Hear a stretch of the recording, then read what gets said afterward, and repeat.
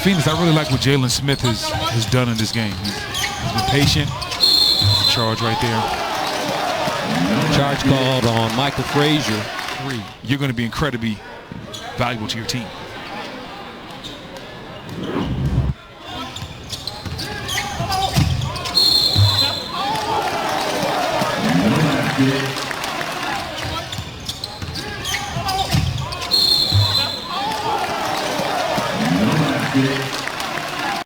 Here's a video breakdown of this play by Eric Lewis, who is an official in the NBA. Did officiate a couple of the games in the finals this year, but he does an excellent job of teaching where you should be positioned and what you should be looking for in that position on the floor.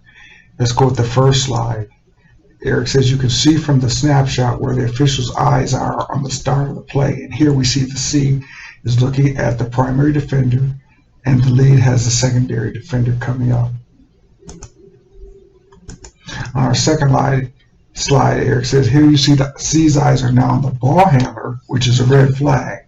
C should be transitioning his eyes to the next defender while the lead is on the secondary defender.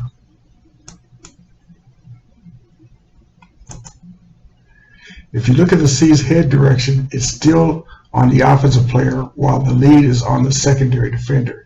And we see that is exactly what's happening here. The slot official is looking at the offensive player, and the lead still has eyes on the secondary defender.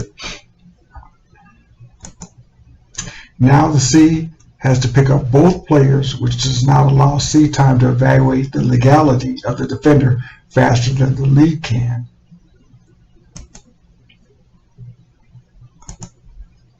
Now C makes the decision based on the info he has with 2/10 of the frames versus 10 of the frames that the lead has. If you are aware when this happens, you should self-talk and understand your partner has all the information, and you should have a cadence, patient whistle.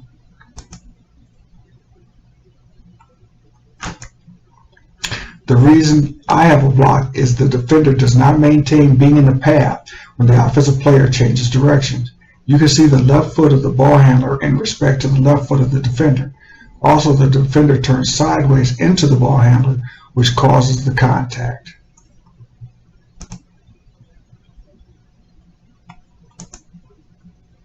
And we see a perfect example. There's no legality here.